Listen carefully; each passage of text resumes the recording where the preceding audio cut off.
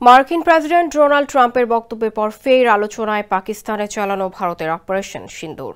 গত 22 এপ্রিল ভারত নিয়ন্ত্রিত জম্মু কাশ্মীরের পেহেলগামে ভয়াবহ সন্ত্রাসী হামলার পর ভারত পাকিস্তানের ভূখণ্ডে এই অপারেশন চালায়। ওই হামলায় অন্তত 26 জন নিহত হয়।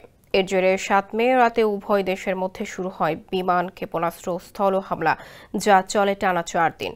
সেই সময় পাকিস্তান দাবি করে তারা সংঘাতে ভারতের 3টি রাফাল সহ কয়েকটি যুদ্ধবিমান ভূপাতিত করেছে এবং কয়েকজন ভারতীয় পাইলটকে আটক করেছে।